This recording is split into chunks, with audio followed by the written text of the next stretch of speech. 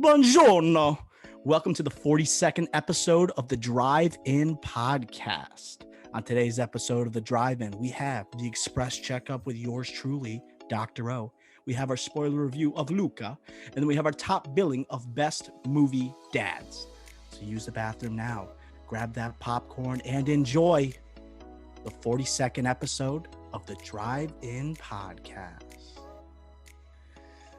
All right, fellas, welcome back. Episode 42, ready to roll. Humid day on the East Coast right now.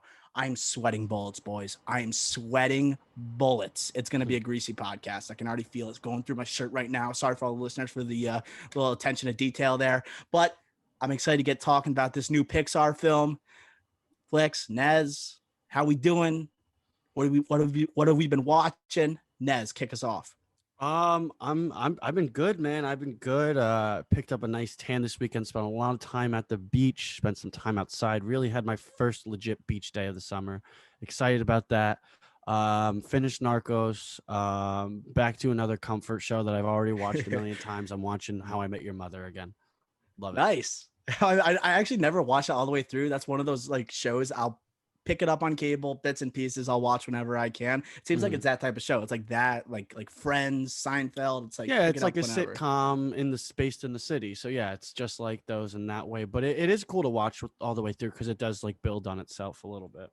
But at the same time, you could pick up an episode here or there and it'll still be fun. I like it. I'm all about my comfort shows. I mean, Barney, favorite character or what? Barney, yeah, the Barnacle, big time. NPH, how are you?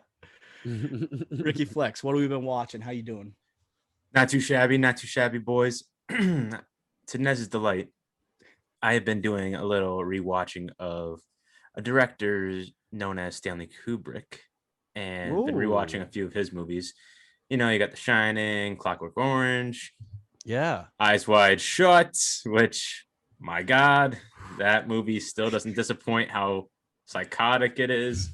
And what was the other one I watched? Doctor Strangelove. So that's one of his critically, like maybe his critically most successful. But yeah, Peter Sellers, the Pink Panther himself, or the Pink Panther, Dr. Clouseau, Detective Clouseau.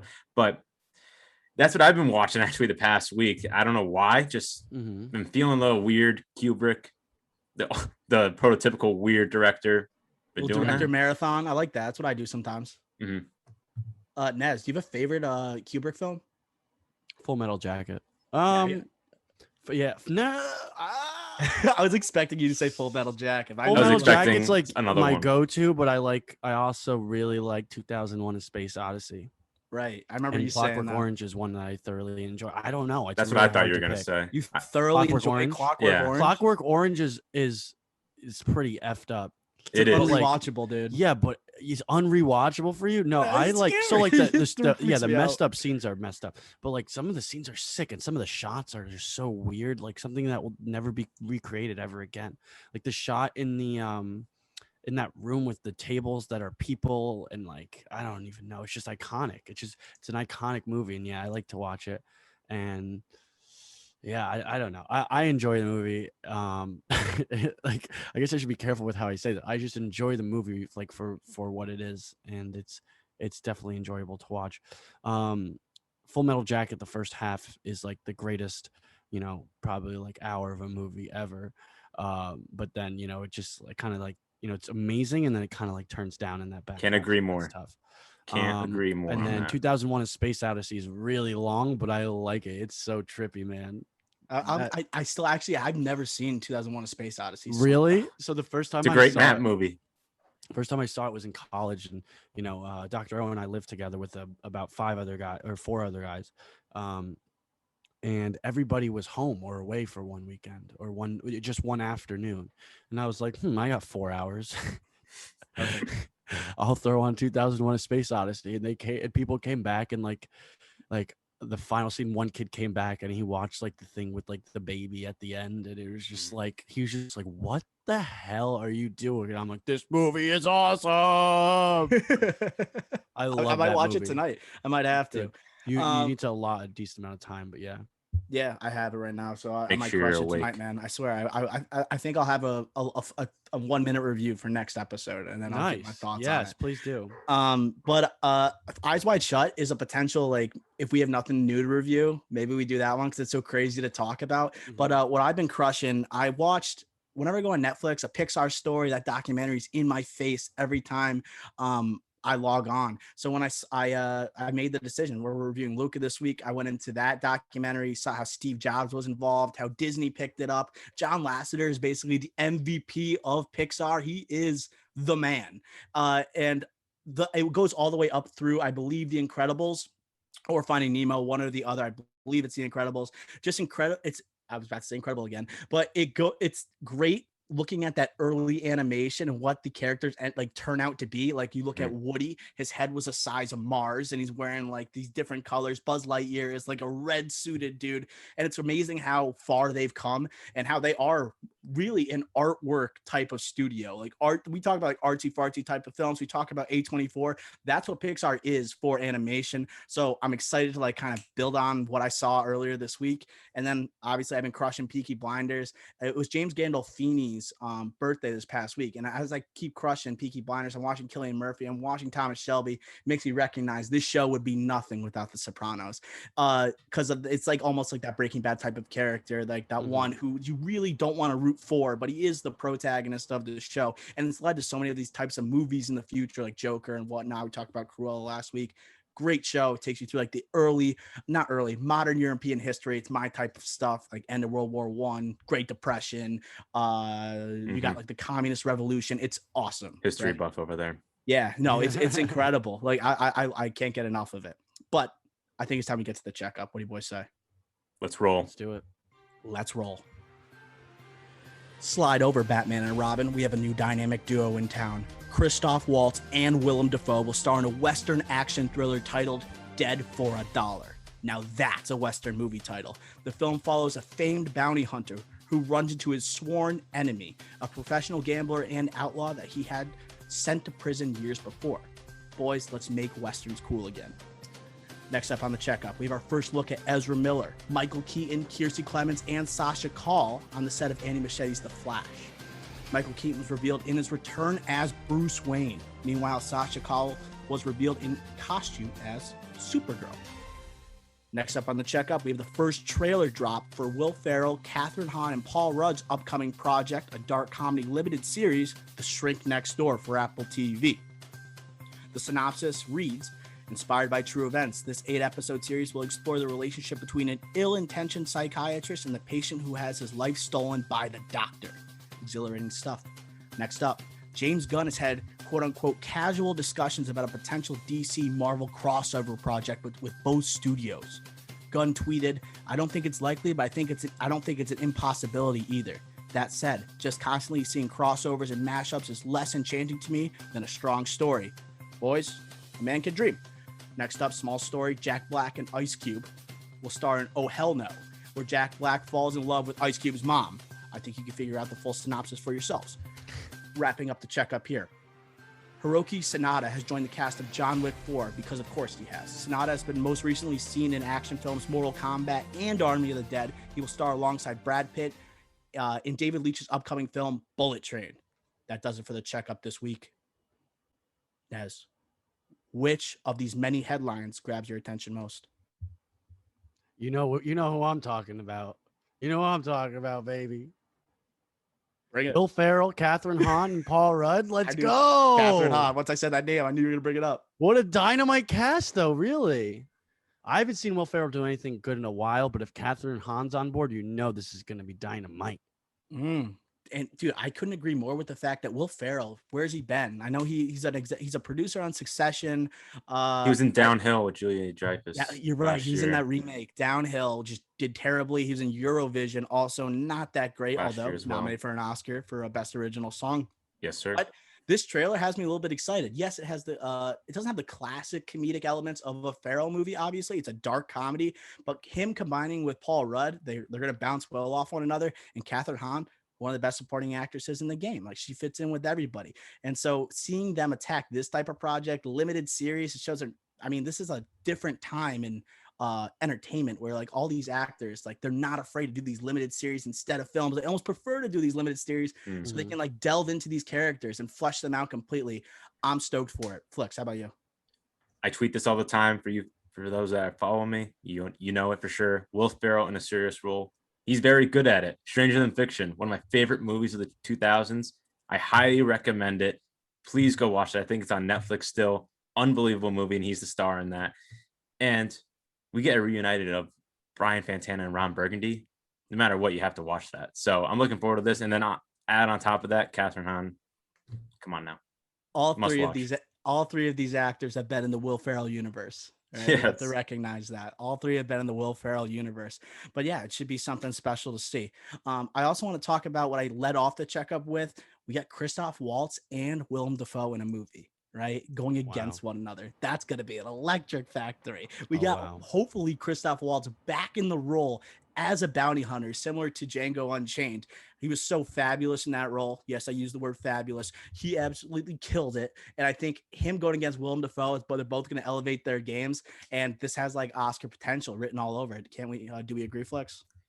Have to. Dr. King Schultz is back, but that's like I think that's taken a lot of the limelight here in this news. But I think a movie that's gone under the radar that has one of our kings in it, The Card Counter, Paul Schrader, with Oscar Isaac starring. The other star in that besides Ty Sheridan, Willem Dafoe. And what is he going to be in this?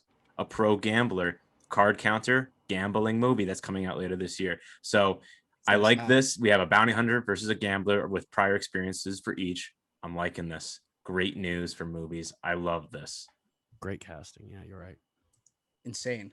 I also want to bring up, we talked about Willem Dafoe. Willem Dafoe was in the news earlier this week. He actually made some sly comments about being a part of Spider-Man No Way Home, where he literally said he cannot comment on the movies he's been in recently. Dude, the man works so much when you think about it. He got off, like he just finished filming The Northman. He's got obviously The Card Counter with Oscar Isaac, probably in Spider-Man No Way Home, and now we get him teaming up with Christoph Waltz. This dude is like approaching 70 and will not quit. I think he wants an Oscar bad. I think he wants an Oscar bad. But I tweeted out, I think there's potential. Willem Dafoe is the main villain in the new Spider-Man movie. I think he's the main guy. And I think that's been a rumor before. And the more I think about it, he's the one that's not talked about as much. Alfred Molina, they're talking about a lot. Talking about the other Spider-Man. Whispers of Willem Dafoe not really being emphasized, but you're like, he's the damn Green Goblin. Like, he's got to be the main guy, no? In the third Spider-Man movie with Tom Holland, to end a trilogy, maybe not quote unquote not end, but the third movie where you usually get a big bad, arch nemesis of Spider-Man, probably going to be the big bad. I can't wait to see that. It's about time they brought in the Green Goblin, even in this unorthodox way. And as we wrap up the checkup today, I brought up the fact James Gunn in a tweet mentioned a potential Marvel DC crossover in the future. It's obviously unlikely right now, right? Studios are going their own directions. They're concerned with the own futures of their universes. But let's say like 10, 15 years down the line, what kind of projects do you guys envision potentially happening between the two franchises? What do you got, Nez? Put you on the spot there. Yeah. Hold on. I don't know. I gotta take a second to think about this. Let's give one, then we'll go back to Neds. Should I give the obvious one or maybe an off one? Go with one that you want to see, dude. Oh, well, one I want to see would be Iron Man, Batman for sure. Yes. Iron Man only created really from the original story of Batman, really. There would be no Iron Man without Batman. That would be a great one to see. The two billionaires, the Braun and the Wit, like both going at it. Like they have both, I should say.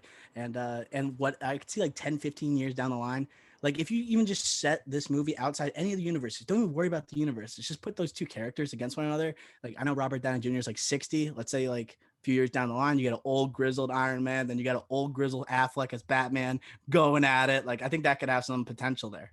I mean, the opportunities are limitless. That's why I'm like trying to figure out like what the heck I'm gonna do, man. I don't know. But the thing is, like, I think, you know, obviously we should bring in the Joker somehow, but for some reason I can't put him in the Marvel universe. It just doesn't really like. It's a little dark.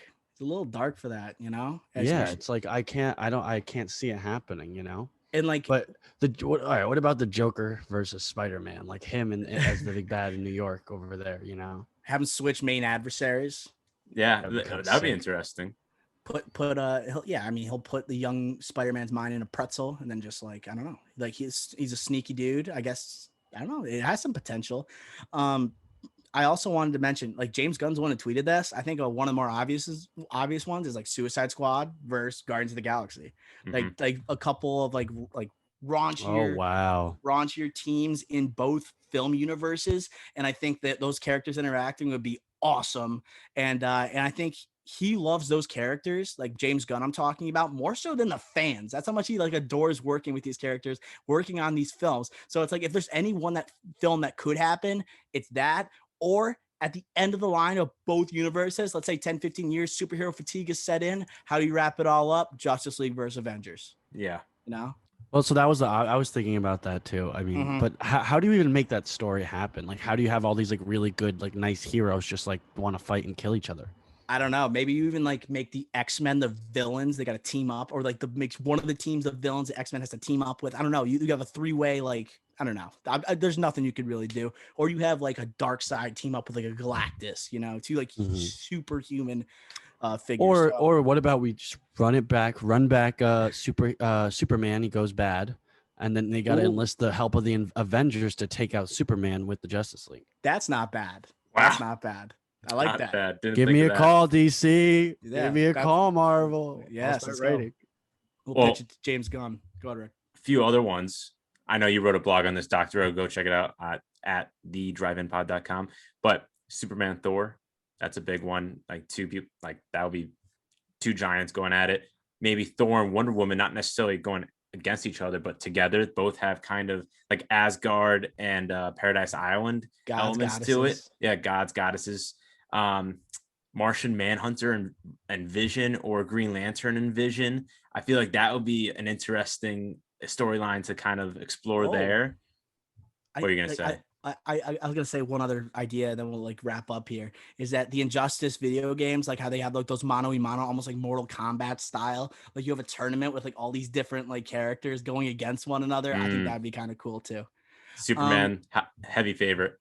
Heavy. You gotta have him go against like Thor, or just like two characters. Yeah. All right. That does it for the checkup this week. All right. A lot of news, great conversations, boys. I'm going to throw it over to Nez for our review of Disney Pixar's Luca. Yeah. Buongiorno. Andiamo. Today's review, or this week's review, is of Disney's Pixar's Luca. It's available to see in theaters and on Disney Plus. It's free with the service, so anybody can watch it. It is currently trending at 89% on Rotten Tomatoes with an 87% audience score, and is ranked 7.6 out of 10 on IMDb. The synopsis is: set in the beautiful seaside town of Italian Riviera, the original animated feature is a coming-of-age story about one young boy experiencing an unforgettable summer filled with gelato, pasta, and endless scooter rides. Lucas shares these adventures with his newfound best friend, but all the fun is threatened by a deeply held secret. He's a sea monster from another world just below the water surface. So I guess what that synopsis didn't tell you is that he turns into a human when he does get, above the water. But when he gets wet, he is a sea monster and he transforms into that. So let's go around the horn here and let's do some knee-jerk reactions. How do we feel about this movie? My two Italian broskies. I liked it. I didn't necessarily love it, but I liked it. It was the shortest Pixar movie ever, right? Or maybe Toy Story, but this was definitely like up there or down there for shortest movies in the Pixar family. But saying that, it was short and simple. It's just a nice, simple story that's nice to watch. It was very vibrant, very pleasing on the eyes, and it was just very charming movie. That's really what I thought of it. And especially the prior films before this, you had Soul, Onward, last year, where they had heavy emotional punches. This one was just a nice, subtle emotional punch where it wasn't too deep. And whether that was good or bad, like whether you like that or not, okay. But it was definitely, I liked it better than the past two Pixar flicks. And then if you go back even a few films earlier, or recent films, Inside Out as well, which had a deep emotional punch as well. So 100%. I Are you thought saying that you like this better than Inside Out? no, that's not what I'm You like it better saying. than Soul? Oh, No, I'm just saying it didn't have as much of an emotional punch as Gotcha. those. So it was a nice little diversification away from that, that you don't necessarily see in Pixar recently, which I thought was very interesting. So it didn't dive too deep, but still packed enough emotional punch is basically what I'm saying. And I guess I'll just leave it at there, and so you guys can give off with your reactions. I mean, if I had to put a word to this movie, how I felt about it, I would say it's a cute movie. It was a cute movie. It's about friendship. It felt like summer camp vibes. Like you meet your best friend at summer camp. You don't know anybody, right? And then you guys are like off on adventures using your imagination. This is definitely a change of pace compared to a Soul or Onward or Inside Out that like you're talking about. Because I almost feel like Pixar noticed like, hey, we're getting a little too heavy for these kids. Like these films are going over their head. Let's dumb it down a little bit. This is a simple story about not trying to fit in, right? Being comfortable with who you are and don't let other people like their judgments on you stop you from achieving what you want to do or like follow through with like your goals. And yeah, and I guess that's what I'll leave it at that before we get into all these different questions. But overall, it feels like a movie I would like be 10 years old and I throw it on with my best friend at a sleepover, and then we feel like we take on the world afterwards. You know, that's It's kind of definitely a kids movie. oh yeah, for Like sure. this was for And kids. It revolved around the kids. That kind of not a stupid premise, but like a simple like kids premise. no, I agree, and I agree with both of you guys. This is definitely geared more towards kids. And I remember when Soul came out, we were like, "Wow, that was a great movie," but dang, that was a kids movie. And this is Pixar going back to and making movies for kids again, which is great because I think kids these days also need to grow up on Pixar movies that they love, and this could be one of those for a kid. We grew up on some amazing Pixar movies. And I just feel like as of late Spoiled. they've been yeah, we were very spoiled. As of late it's been a little heavy. goat after goat. But at the same time, like, I mean, I appreciate it as a full grown adult that's watching these animated movies, and it's nice. I actually don't judge kids movies that hard. Like I like watching kids movies sometimes because it's very lighthearted and it's not too intense. Still a movie, And yeah. yeah, exactly. So, and it still tells a good story, and it's just like not as I don't know, deep or sometimes, but that's fine. It could be surface level for me, and I'll enjoy it. But no, I enjoyed this movie. Really liked kind of diving into the Italian, just like living on the coast on a coastal city, and it's in Italy. Like real, Silenzio Bruno. I loved all those little like the little Italian phrases catchphrases, that they were using in there. And I thought it was great. The bikes, the spaghetti. This is everything was so cool. I love And it. I could see myself watching this as like a kid and being like, I want to learn how to speak Italian. You know what I mean? Because of all the little things, or the little kids. Like I bet you every camp counselor this summer is gonna have at least one kid that's like andiamo, like you know what I mean, like saying like let's go. So I thought that was a really cool aspect of it, and I don't think I've ever seen a kids movie that's been based in Italy really like that. So I thought that was a really cool change of pace, to move it out of the country and move it into Italy. It's kind of seems like uncharted territory. Correct me if I'm wrong, but I haven't seen a very big kids movie be based over over in Italy like that, and I thought that was very cool to pick up on the culture. And I couldn't agree more. That's what Pixar is so amazing at. Like they'll go Ratatouille, they'll go in France, they'll go Italy for Luca, they'll go to Coco, they'll go Mexico. Like they are so good at like making sure they don't become stagnant, and they're always ever changing. And I loved that you brought up the setting. I thought this movie looked incredible on screen. I watched on my laptop, MacBook Pro, not a big deal, but it's like it's shining bright in my face. The ocean, the colors, like as I said, vibrant. The only thing is, like, when it comes to the setting, what I wanted Pixar to lean more into is music. Yes, they had like the score that sounded beautiful at times, but there was no song that went with it. I feel like you could have had a banger of an Italian song to this movie, like something that, especially for a movie so centric to children. Like, it's as Nez said, it's not a very deep premise. Like, give them something they could sing to, enjoy. Bring those Pixar isms and like bring it to the screen. Do you guys agree or not? Completely agree. I think the music was fine. It's just you could have done a lot more with it, especially in the Italian culture that they displayed so well. And it would have helped the setting and culture and the characters even more. And even you could use the music to express their emotions even more, which they did not do in this movie. So I completely agree with you. But then again, like I still like the movies. The music wasn't a differentiated factor. It's just something I would have liked to see more of. No, I think I thought I was listening to some of the music in the scenes and I was like, oh, this is good. Like I like it. But I do agree with you guys where it's not great, and like especially for kids, giving them like one like banger that they would Give them a bop, give them a that bop. they would play on YouTube a million Hey, bop. times and like want to look up. I don't know if they had that, but I did like in it. Oh, you heard like the way I said that? It was very Italian, but it was I enjoyed it, and I think it helped with the setting. It made you feel like you were in a village in Italy. But yeah, if they had some more city music, that'd be kind of cool too, just for the kids. Not for me, for the kids. It's very hard with any Pixar film because they have such high expectations. Like we were just talking about in the beginning, we grew up on these movies that were just banger after banger. Like they're some of the best, not just animated films, but films of all time. And now we're just expecting that. And like, this wasn't that. And again, like a part of the reason was the music. There were some other things I didn't like. I thought it was too simple. I thought it wasn't as ambitious as the other stories. They didn't take any chances. They kept it safe. And there's other things I didn't like about the movie, but then again, like they just kept it simple, short and sweet. I can't knock them for it, but I can just say like I wish they went after it a little more, but they decided not to. Like I could agree more with what you guys are saying in terms of like the expectations for a Pixar film are up here. Every other animated movie, they're here. Like these ones down here, you're not anticipating like a deep story. Pixar, you're anticipating deep characters, right? And some story and like a story that's going to reach kids and adults now, right? It's kind of entered that like pantheon. And so I think like this one for me, it's in the middle, right, of the Pixar films. There's no way. It's not like Cars 2 level and that like it's not bad, right? Or another good dinosaur. It's literally, I put it almost smack dab in the middle because it doesn't exactly take advantage of those Pixar-isms, but still very, very good.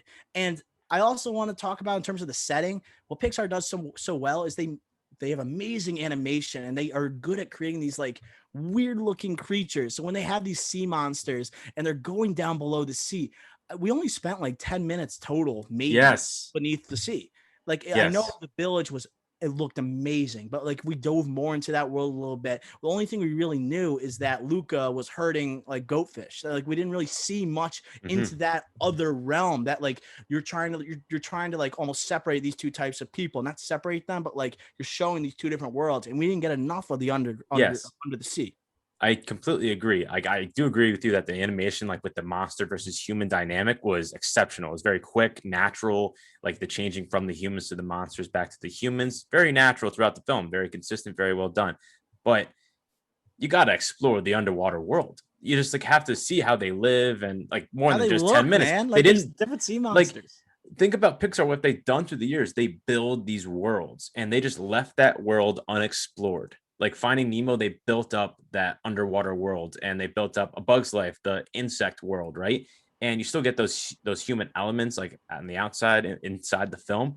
Or like Toy Story, another example. Sorry to bounce around. You got both sides. You mainly got the toys point of view, but you also saw Andy's point of view clearly. But this one, they just didn't see like kind of the most interesting part, at least, which would be like seeing the animation under the water with these sea monsters. Like, and just to wrap up this tangent here is that when they were going to help the guy catch fish, I was surprised. I was like, don't you want to save fish? Like, why are you so willing to catch fish and like kill them? Like, I was like completely shocked.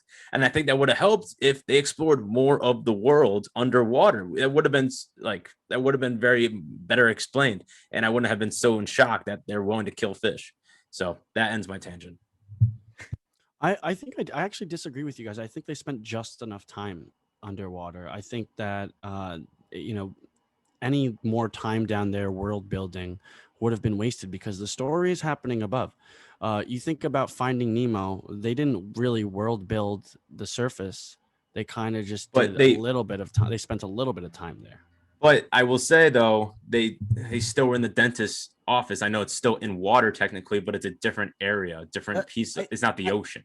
I think it's a different like argument because they're trying to juxtapose two different types of people here. Like they're like you weren't trying to like make the humans look any type of way in Finding Nemo. It's about them escaping. It's not like that. Right. To me, it was Darla. more about like two different types of people that view themselves, each other, as monsters, right? And that's, I think, a big part of the film. They want you to see each other. They don't respect each other, but when they go to the surface, right, it's hard. Like a human goes down there, like you see the monsters, they think they're evil, like they have the harpoons and everything. They go to the surface, right? Some people accept them, some of them don't. And I think that's one of, like, there's a huge quote in this movie that stuck with me hard. And I thought there were some emotional parts of this movie. I felt tears coming, but there was a line. I did not, which was a big differentiator for me in past Pixar films, by the way. I'll talk a little bit about the things I was like getting emotional at, but this line got me. It says, some people, they'll never accept him, but some will, and he seems to know how to find the good ones. Oh, yeah. Right? So like that line by the grandma at the end, I was just like, dang, like that does hit, because like different, like we live in such a diverse world where people are voicing their opinions. You're not going to change other people in this world. Like some people are just so stuck in their ways, and the way you see somebody, it's like, yes, okay, so don't let their negativity influence you and like stop you from like doing what you want to do, hanging around the people you want to hang around, you know? It's like those emotional parts I think got me a little bit, you know? Yeah, there were some good like themes in the story. You had that, like friendship, facing your fears, freedom, a father figure / being alone. Like you had a lot of different types of themes, but then again, like how many themes are too many? I didn't necessarily think that was a big drawback, but that was just another thing. Like there was just so many different themes that you saw in the movie that was going on, that I was just like, all right, let's just focus in on a couple of these. Because it's not like we have an expanded array of characters. Like we have basically one main character, a major minor character, then a couple other minor characters, but we're focusing on so many different themes within these like 3 characters. I could be the minority here, man. I didn't think it's intellectually, it's not deep like Soul or Inside Out. Right. But I thought so there were some emotional parts, like when the scene on Julia is like finding out like there's sea monsters and everything, and not more specifically Alberto. We might have to cut that because that's kind of a spoiler. But when she finds out, I'm just like, man, like you stabbed your best friend in the back. Like that was the big one. Felt like that hurt, and I thought that did pack that emotional punch. Yeah, that scene for sure had an emotional punch. More like a wow, like that's insane. Like how he didn't defend his friend. Friends, dude. I thought we were friends. I was shocked by that. And a girl coming between the best friends. Classic. And before we throw out the scores, like we did a draft on this as like the best Pixar characters. I think we should talk about the supporting cast here. Did you guys have a favorite out of everyone you saw? The grandma. The grandma, obviously. Yeah. She was a bro. She was a bro. She was like, she like, I know what you're doing, right? I'm looking out for this kid. She bails him out. Like that's a good grandma right there. Yeah, I agree. I did like Maya Rudolph and Jim Gaffigan in this as his parents. I thought they were very funny in the surface level scenes. I thought she was just destroying the kids. Yeah. I was like, oh my god, like absolutely murking them playing football, playing dodgeball vibes. Now you're all in big trouble. Exactly, same vibes. And then Sacha Baron Cohen as the uncle, like very short sequence. Was he? That was Sacha Baron Cohen. Yeah. You got to stick around for the post-credit scene, and you like can clearly tell when they see him on the movie poster. That cracked me up. Yeah. Yes. But that was like a 2-minute cameo I liked. But I guess just one more supporting character to mention is the villain. Did you guys like the villain in this? Terrible. I hated him. I mean, I just didn't understand it. I was like, he was like the guy who's like, have you seen the clip of the Jimmy Tatro video where the guy's like wants to fight the baby? Yeah, Bros. Why is this grown man like attacking? It made no sense, and it goes. Like, what's up, little bud? It goes back to the expectations for Pixar. Pixar has some of the greatest villains of all time, and we did a draft on it. Like we did a draft of Disney / Pixar villains. That's how great Pixar villains are. Yeah, and this one just didn't live up to those expectations, but then just live up to it. I thought it was just to not good, as in that villain. It was like the chef in Ratatouille had a kid. That's what I kept thinking when I was watching it. He gave me French vibes, although he was Italian. And then with the mustache, I felt for him during that scene where you're like a 16-year-old with a mustache and people are like looking at you weird. I'm just like, oh, man, that was me in 5th grade. That's still me. 12. Yeah, but I thought I like Romano. I like the Julia and Julia's dad, and I thought Julia was cool. She's badass, and I like life of adventure, energy. Yeah, I like I'm who's not a fan of an underdog, you know, like, and like the team's called the underdogs. Like she's doesn't care if they're sea monsters or whatever. Like I'm 100% on her side. And she also balanced the boys out very well because she was very outgoing, life of adventure. Alberto was like not lying, but just like blinded by his own thoughts. And then Luca is the conservative. Alberto thought he knew everything. Right. Yeah. Blindly. So I thought she did a very good job balancing them out, and I thought that was a good aspect of the movie. Good. You throwing around some scores or what? For sure. Let's throw out some scores. Yeah. Should I go first? Yeah. I'm going with a 78 on this one. 78, solid. Enjoyed it. Liked it. Didn't love it. Good, not great. Flexer. I had a little shock face because I have a 77 in my books. Wow. Nez and me close. Haven't seen that in a bit. Yeah. I gave it an 86. Like I guess it might be the Italian in me, and I thought I guess it might have hit me a little bit like more like emotionally than you guys. I did like the supporting characters, although we talked about the villain not being very good. I thought this had some funny scenes too. I did laugh out loud. Like I was watching this on my own. I did laugh out loud a couple times. Like they don't know what money is, and like he's like throwing it up in the air. Like, what do we need this for? Just like throwing it like behind him and stuff. Like and then like the Vespa. They want the trashy Vespa. Like they're scrappers. Like I did like that aspect though.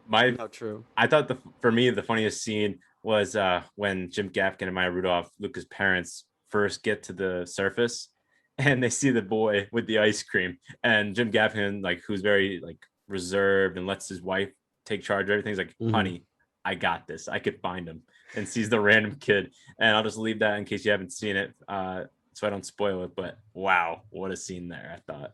I also laughed at the scene with the uncle and his heart, and he has to punch him in the heart. Yes, he came up from like so the casual about it. Yeah, it was hilarious. But all right, that will wrap up our coverage of Luca, Pixar's Luca. Like I said before, you can see it in theaters and on Disney Plus.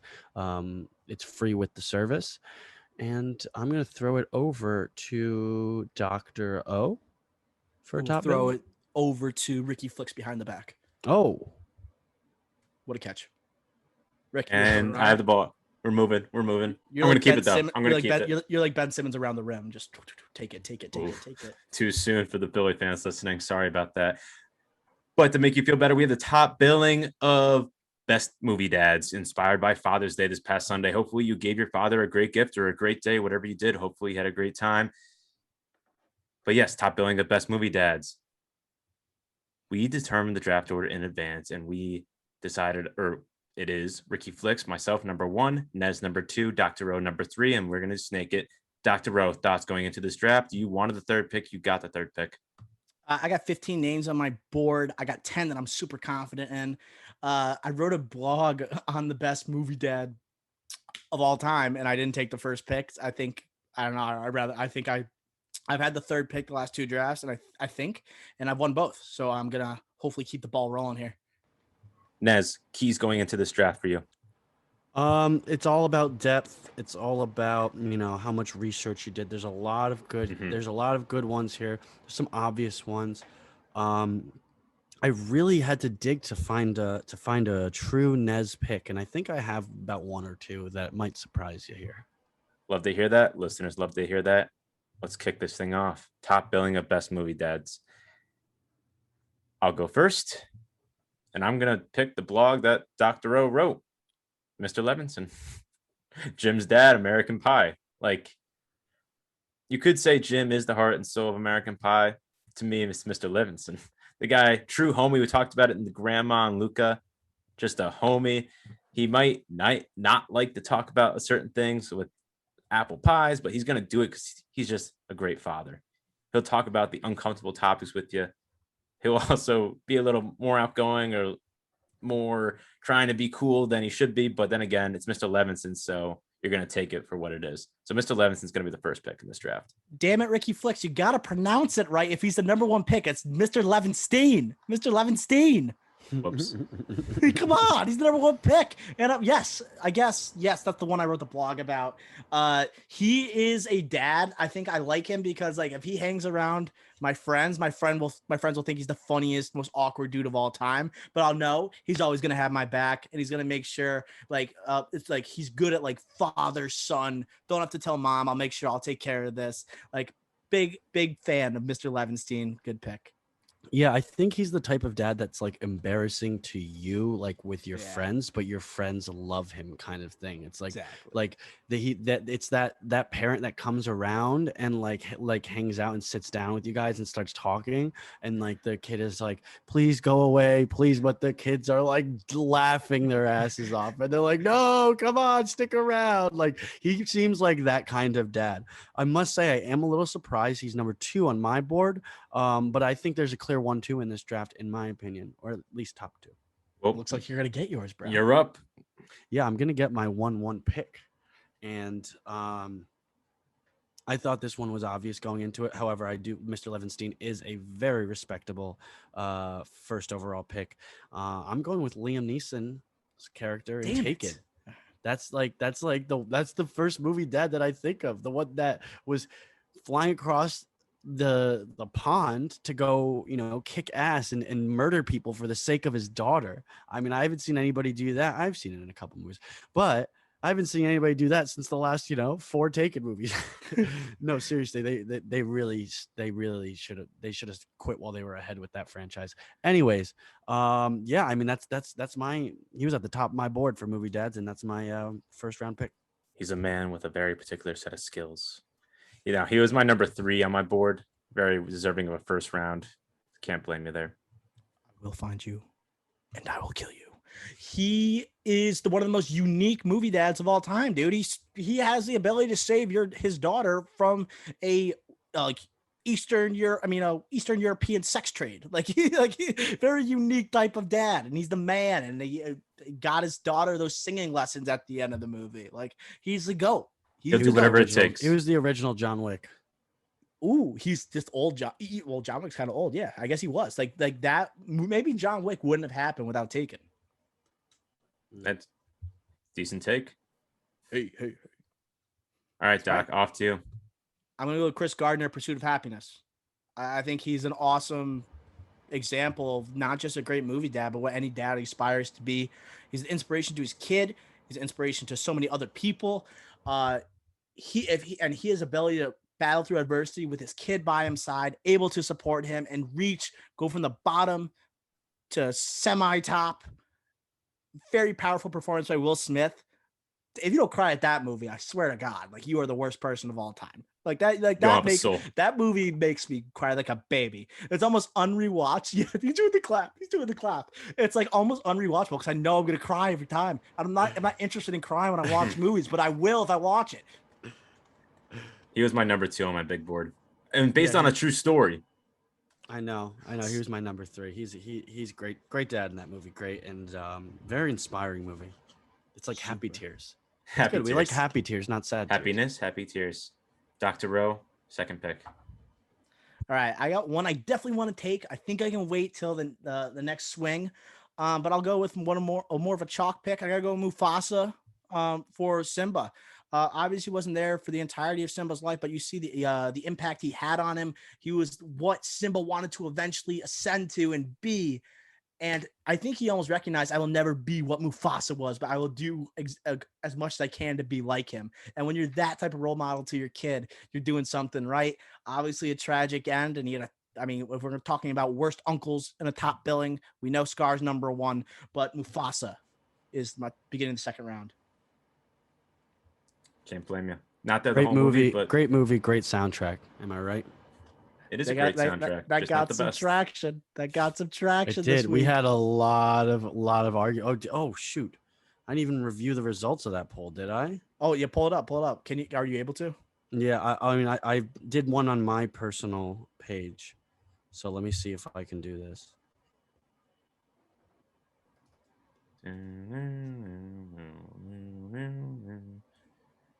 Oh man, I don't know. Where would I go to even see it? I think you go to your notifications, just keep scrolling down. Maybe. All I see is Ricky Flicks arguing with my brother. I got 10 notifications of that. You and Mayo gotta hash this out in person. Like you can't be like just wasting my notifications. I turn them off and I still got them. To the Thunderdome. But all right, let's keep this going. You can keep looking while you do, but it's your pick here. Nez's pick for this round is Robin Williams and Mrs. Doubtfire. All-time movie dad, dressed up like an old woman and nannying for his kids so he could spend time with them. Was he always the best dad? Maybe not. But you gotta say he did an exceptional job turning around for his kids and going out of his way so he could spend some time with them. All-time movie dad, Mrs. Doubtfire. I don't know what his name is in the actual movie, so Robin Williams and Mr. Daniel Hillard. Daniel Hillard. Okay. He evolved into a good dad for sure. He evolved into one. I guess it's maybe not the best role model that he's dressing up as a woman and pretending to be someone else to like see his kids because he's just not being who he is. But I don't think he was legally allowed to. So I guess making sacrifices for your children. Major sacrifices. Pulling a J. Edgar to see his kids. But he evolved into an awesome dad. So I he was on my big board. He's not a first rounder, so I'm like, you get him the second round, definitely not a bad thing. Like that's fine with me. Had him right where you picked him. 5. All right, off to me. For the 5th pick, we're going back to the Great Depression, boys. James Braddock. Oh, that's a good pick. James Braddock, Cinderella Man. He had to do whatever it took for his family. You know, I don't know if this is going to work on the board, on the graphic, but I really think he's deserving of a second round grade at the minimum. I didn't have him on my big board. I love that movie. I don't know how it just went right in my head. But he's an awesome character. And then he obviously battling through the depression, fighting for his kids, and then like his kids like listening on the radio to him fighting. Powerful stuff. Very powerful. And then he comes home, fakes like he's being sad, then he like pulls out the money. I won. Great Depression movie. Like the Great Depression movie. A great Depression movie. Okay. Yes. Yeah. Double great. But then for my 3rd pick on the Snakes, first pick of the 3rd round, this is going to be a controversial pick. I'm going Clark Griswold. I think he's a good dad. He's the classic dad that he's trying to be a good dad. He wants to be the family man. He wants to host Christmas. He wants to take everyone on a nice vacation to either Vegas or Wally World or Europe. He wants to be a good dad. He tries. He might not necessarily succeed like swimmingly, but at the end, everyone knows he's a good dad. That's why I'm going to pick him the 3rd round. I think this is the proper spot for him because of the controversy. So I don't know your thoughts here. I don't think it's controversial at all. He was on my big board. I love this pick. It's a little controversial. He's done some questionable things, questionable antics that you would not say is appropriate for your kids, but yeah, but having all our dads, you know. Yes, but I think to his extent, I don't know. His extent, I don't know. He's had some really nutso situations, dude. I don't know. I don't want him as my dad. I'll tell you that. I don't want. True. Yeah, I don't think I want him as my dad either. But he is a good movie dad. He was on my big board.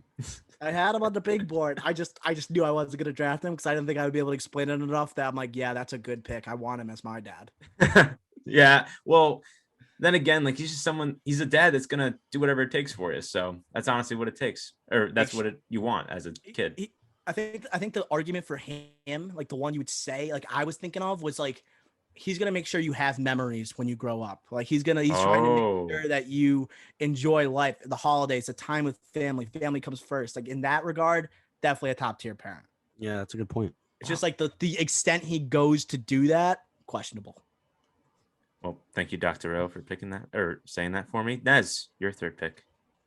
Yeah, my 3rd pick is throwback. I'm going with Atticus Finch, baby. Kill a Mockingbird. Yeah, it's a major throwback. All-time dad, all-time movie dad, all-time book dad. All-time book dad. Yes. Did I read the book in high school? All-time black and white movie. Yes. Oh my God. Absolutely. It's one of the most tolerable black and white movies of all time. Yes. I actually really do like that movie. Yeah. Robert Duvall, I think it was his first role. It's my favorite black and white non-Christmas movie. Raging Bull. Good one. Raging Bull, yeah, it's a good one. Darn. Mank. Definitely not Mank. I hated Mank. The Artist. The Artist. I'm just throwing out random ones. But love it. Yeah. Love it. Love it. But all right, Atticus Finch, good pick, good value. Dr. Rowe, your third pick. This is like going against what I said earlier, but I love him too much as a character. I'm gonna go Sonny Koufax and Big Daddy. I wanted to go with him with Frankenstein as his kid. Once again, an example of evolving into a good dad. I sense there's a potential veto on the table here. So I almost had this on my big board. I didn't want to get vetoed back-to-back weeks because technically that's not his kid. He is not actually his dad. So I knew this was going to get brought up somewhere. Did we want to make a rule where you have to be biological, or like at least like stepdad or whatever? I don't want to be the veto police here, but I just think if I accept a veto because this was going through my mind, I was just waiting for someone to say it. Yeah, I don't know. I'm not entirely sure what we should do here, Ricky Flicks. But like, we should have clarified this beforehand, and I meant to. I completely forgot to ask. Mm-hmm. I forgot to mention it. Because there was a couple other ones that popped up in my head that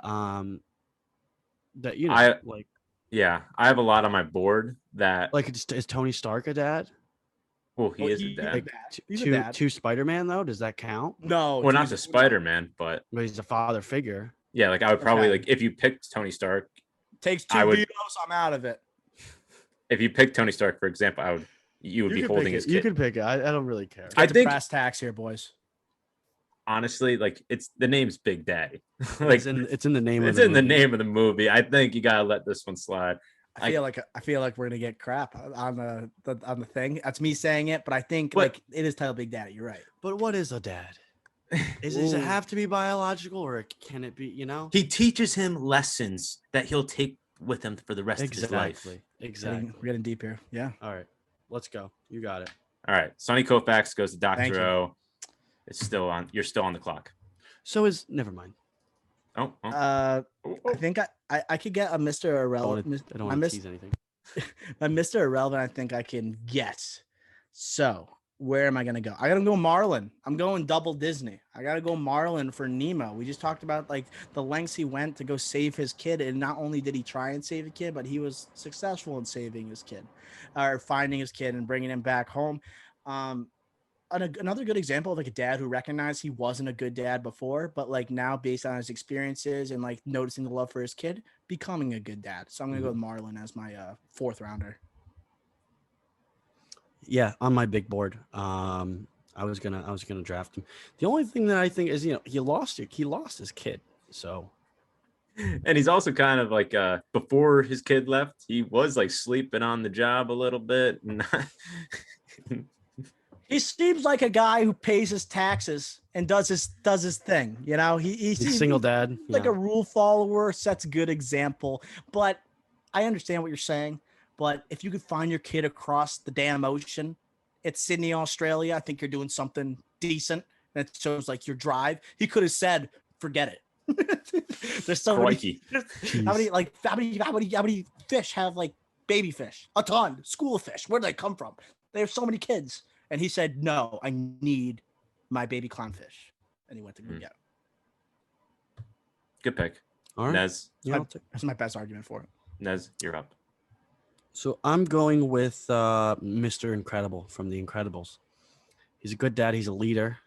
He's a provider. He's a protector. And he checks all the boxes for me. He does have a little bit of a midlife crisis in that first one, but at the end of the day, he's a family man. He did what he had to do, and he eventually, first hung it up, but then he unhung it up, to be with his family and to start a family. But at the end of the day, I think he's a very good dad, and he's good with his kids. Mm-hmm. Did lose his job out of rage. He would have kept in control if he was a good dad to keep his job. No, I'm just messing with you. Good pick. The best Or example- insurance place. Yeah. Incredibles 2 is the best example of him being that dad. Yeah. Like the being like a That helped him. Him sacrificing, saying, "No, Elastigirl, you go save the world this time." Like, what a sacrifice as a father figure. So For sure. I like that. I like that pick. I like it better than my Marlon pick. I wish I picked the Mr. Incredible instead. Well, now I'm up. Fourth pick. Not necessarily the best player on the board, but best player available. But this is going to be a personal pick for me. This might be a classic Ricky Flicks personal pick that might lose me the draft. But I'm going to go Charlie Hinton from Daddy Daycare. Dad loses his job. Eddie Murphy. Dad loses his job. And his kid, like, he creates a daycare in his home basically for his kid. And his kid needs to have friends. Like, honestly, like, I love this movie. Jeff Garland, Steve Zahn, Cheap Trick cameo in this as well. And I thought Eddie Murphy, actually did very well in this role, even though it was like a joking role. Like, I did love him in this, so I'm gonna do a personal pick. And I saw this in the theater.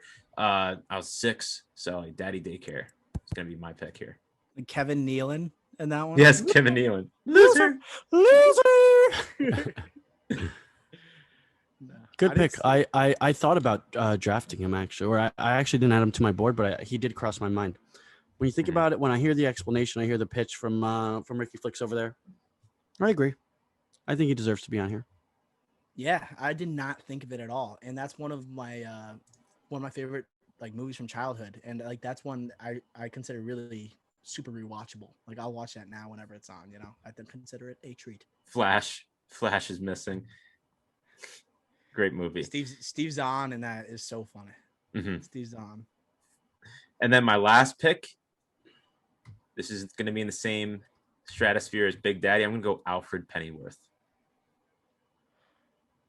It's okay. All right. Okay. Technically, so I feel like I can't veto because of my previous pick. And so he raised him.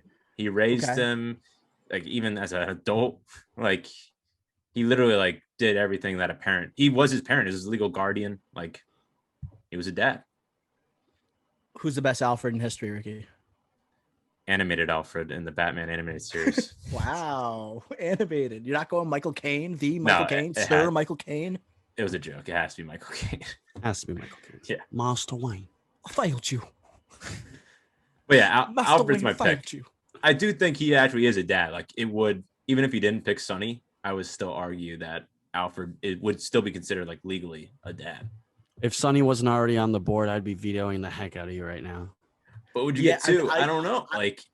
We don't even know if it's his like legal guardian. Is he? What do you mean? Yeah, he is his legal guardian. I don't know. Is he? Who else would it be? When I don't know. I think it's just Bruce Wayne. I thought he was, he watches himself. I thought he was in like the orphanage or whatever, or he was like with the other kids. No.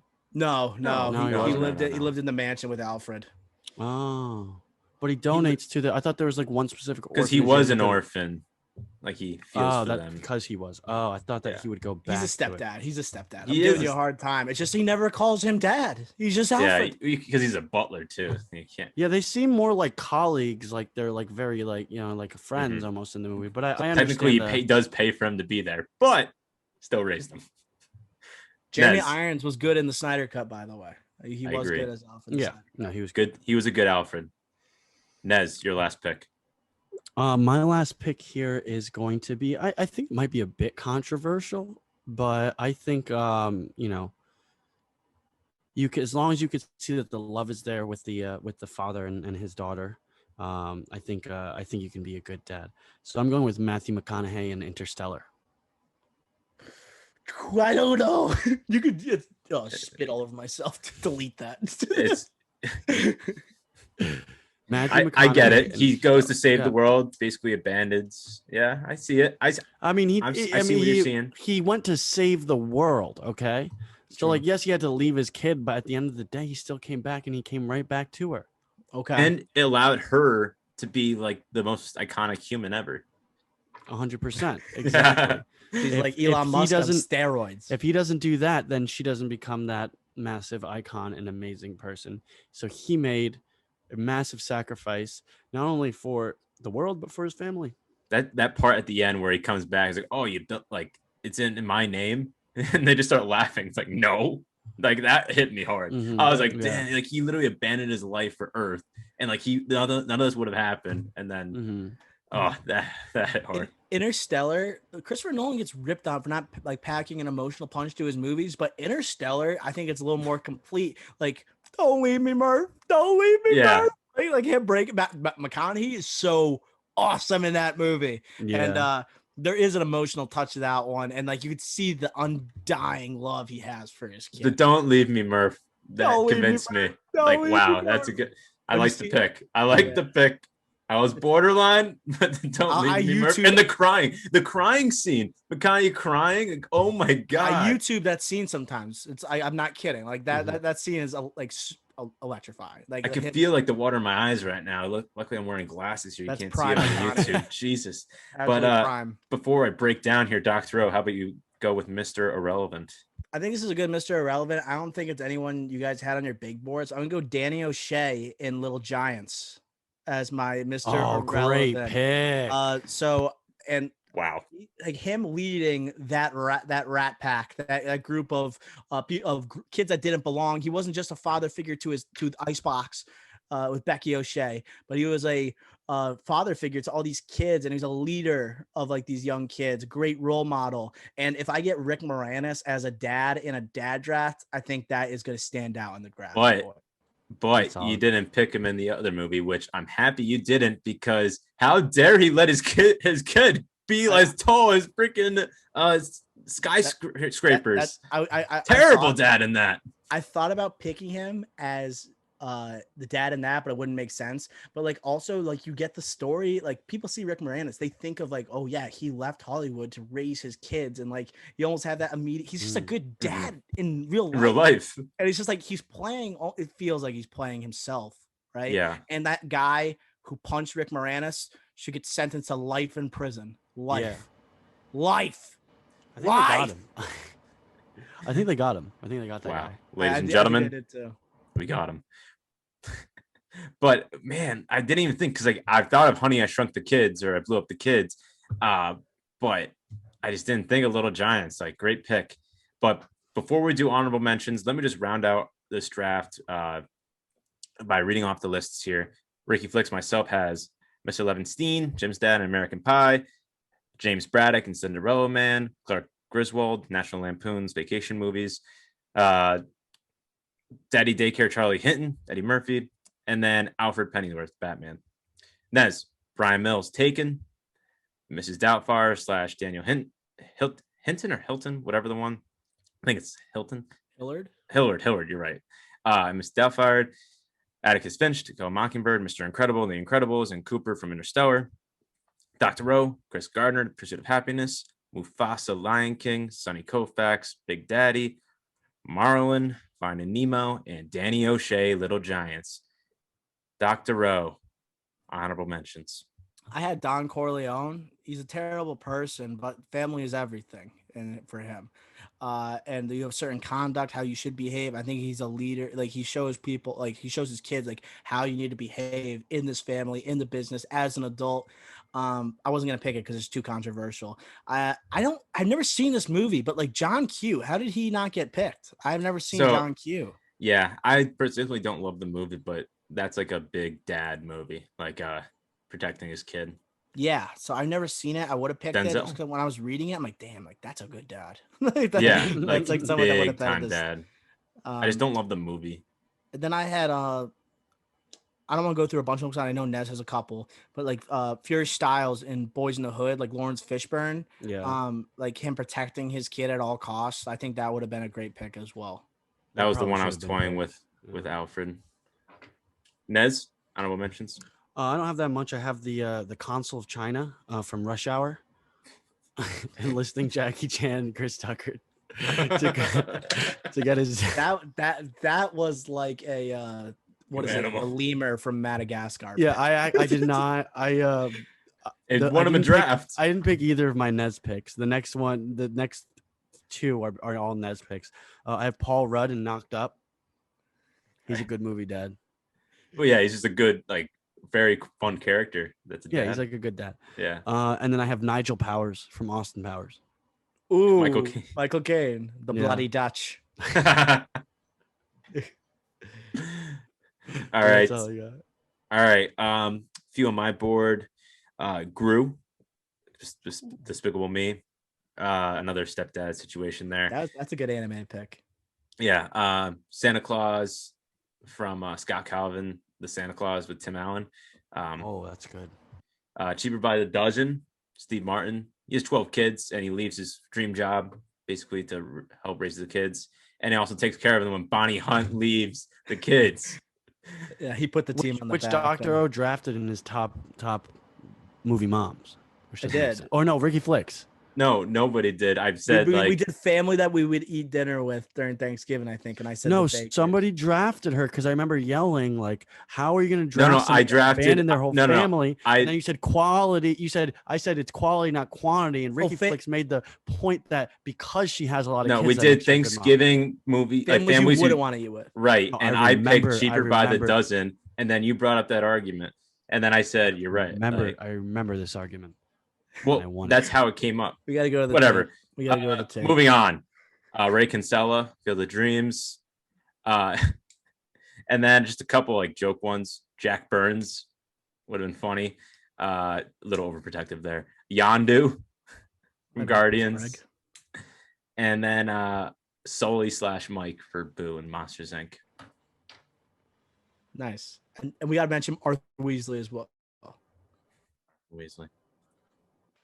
Arthur Weasley's definitely one. Oh, that would have been good. Yeah, I mean Arthur. I picked mom. Oh no, the mom is like better. Oh, like they're both amazing parents, but like the mom is even more protective of their kids. Yeah. Like, if you pick the dad, it's like, dude, like the mom is the one that's like she's the star, making sure they're protected. Right. Sorry, I don't know if you guys just saw what was just going on. I was trying to rehearse maybe like a Sunday Night Football slide for the next podcast that I can. Chris Collinsworth action. Yeah, exactly. Intro on the YouTube. But that's going to do it for this top billing of best movie dads. Dr. Rowe. All right. Boys, fans, audiences, that will conclude this episode of the Drive-In Podcast. Thank you for listening. And please leave us a review wherever you are listening to this and then rate us 5 stars.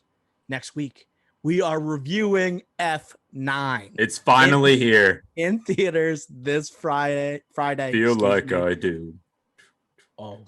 Man, that might be the intro song next week, but that does it for this episode of the Drive-In Podcast. We will smell ya. Ciao.